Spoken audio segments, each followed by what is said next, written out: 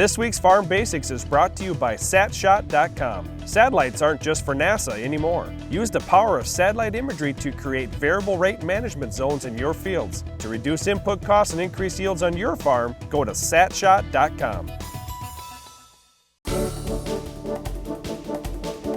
During our Farm Basics time today, we wanted to talk about how do farmers decide what to plant? Well, there is some planting going on right now, which kind of sounds a little strange to corn and soybean farmers. They say, wait, what are you talking about? You must be talking about South America. No, there's planting going on right now with winter wheat. And you may be asking yourself, well, how do farmers decide, man, was it a good decision to plant winter wheat this year, or should I wait and plant something different in the spring? It's a tough decision for a lot of farmers to make. Some just make the decision saying, well, this is what I always do. I'm going to do the same as I always do, and kind of hedge their bets that way that the market conditions will work. But other farmers like to look at what the markets are doing to see what they're going to plant, what they could make money at. Yeah, the markets are the number one factor when it comes down to this whole thing. And it's really all aspects of the economic picture. In other words, the cost to put the seed in the ground, the cost to protect that seed, and the net dollars you're going to get at the end of the season. So there are a lot of factors that farmers have to look at, and those things change. If you look at what the corn price is today versus what it was 4 years ago, it is dramatically different. So that does have an impact on the acres that farmers plant. Well, one other thing that helps farmers decide what they should plant is insects that are out there. For example,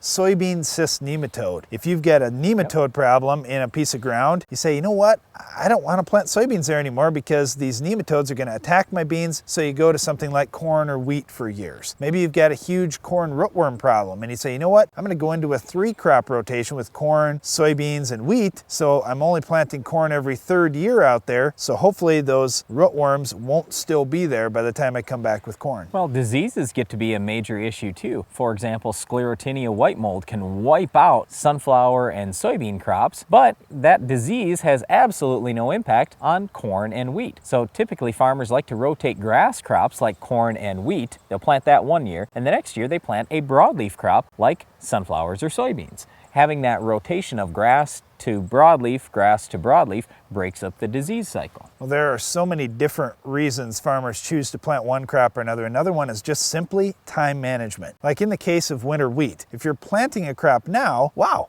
what a great deal. If you aren't harvesting something else, you've got a little bit of time to do it, you get that crop in the ground, then next year when you're planting corn and soybeans, the wheat is already out there, it's growing, and by the time you're done planting corn and soybeans and caring for them, you can start harvesting the wheat when you aren't super busy on other things. It really can spread the workload out having different crops. Yep, so there are a number of factors, and one of the nice things about being in the United States is, as a farmer, you're free to plant pretty much whatever you want. Well, not quite anything, but just about anything that you want, you can go out there and plant it. And you know, one other thing I guess I was going to mention is we talked about the economics and all these factors. You got to look too at what are really the local markets. In other words, if there is somebody in your area willing to buy a certain crop, you say, okay, well, I can sell that to so-and-so, well, that's great. I farm close to a dairy and they need this for feed, right. Or I farm close to a plant that processes flour so I can raise some wheat to sell them, or I'm close to a brewery so I can raise some barley or some hops or something like that. Yeah, but if you wanted to, even if you're 1,000 miles away from the brewery, you can still raise some hops for them. It's just you're going to have an awful lot of trucking expense, so it's going to cut down on your net dollars. And once again, that's probably the most important thing that farmers are looking at is the whole economic picture. But I guess I wanted to throw one last thing out, and that is what's good for the environment.